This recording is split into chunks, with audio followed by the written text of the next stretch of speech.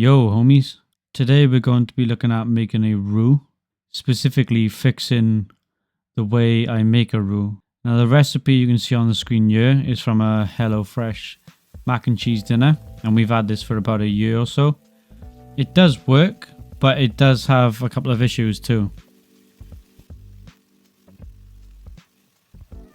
Now following the recipe exactly tends to leave the pan a bit dry. As you can see here, there's either too much flour or not enough butter. Usually I overcome this by just adding in more butter until everything's coated, and that's just always been enough to get me by. Now since recording this video, I have looked online and found that there is supposed to be a 1-to-1 ratio between butter and flour. Whether or not the recipe is true to that, I don't know. I haven't checked yet. But I think I know the reason behind the problems with my roux, and you'll see at the end of the video what that is. So, near enough following the recipe, but adding in my extra butter, I always end up with this kind of paste. As you can see, it's quite grainy, quite dry, and it doesn't break down that easily.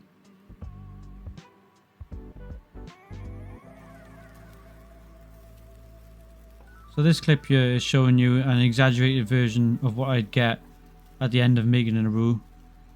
Now usually I'd end up adding more stock or water to thin it out as much as possible, and I'd end up with enough sauce to make the dinner anyway. But this is just showing you what the paste sort of looks like even after having water or stock added to it. And again, pinching it between my fingers, it's basically the same as earlier, just a little bit wetter. But as you can see, it's not really of a consistency that would break down that well. So it does take a bit of work to get the sauce out of it.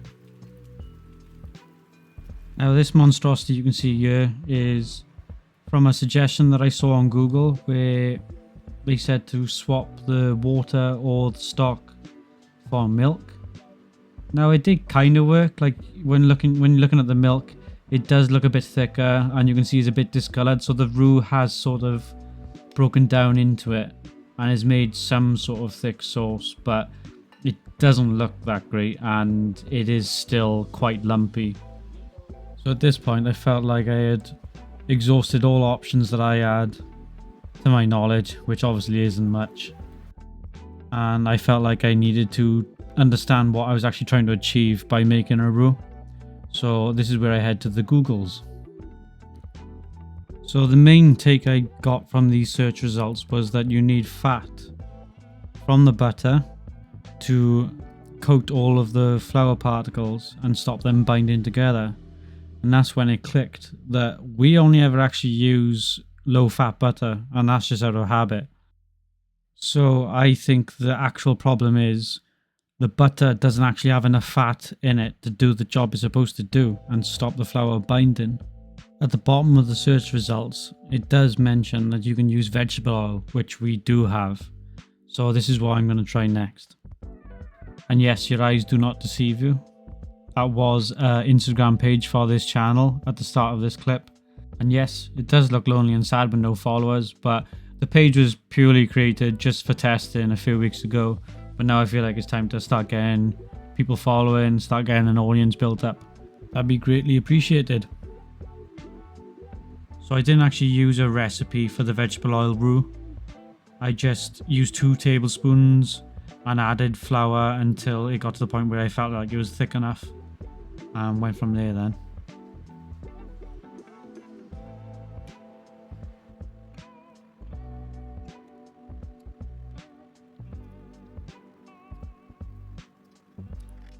Now I know it's quick, but this is actually standard time. This is not sped up.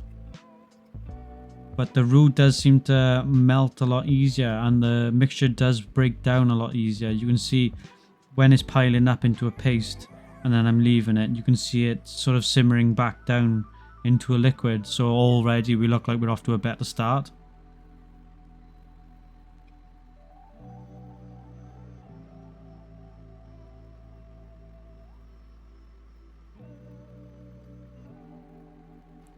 Now while I was recording this video, I was sort of looking into cooking times and things, I did read the darker the roux, or the longer you cook it for, the less thickening power it's got. So the thicker you want your sauce to be, the paler the roux needs to be. Obviously here I'm just testing, so I didn't need it a set thickness. Adding in the water now, as you can see it does paste up quite easily, but it also breaks down much easier too. Whereas if I was using butter, this would clump up and that would be it. The clumps are just there then, they don't really break down that well. So as far as I'm concerned, using oil over the low fat butter is a winner and it's fixed the issue. And this is probably how I'm going to do it from now on as well. Thank you for watching. Hopefully you've learned something, because I've learned something. And that's the whole point of this channel. Like, I don't know what I'm doing with cooking.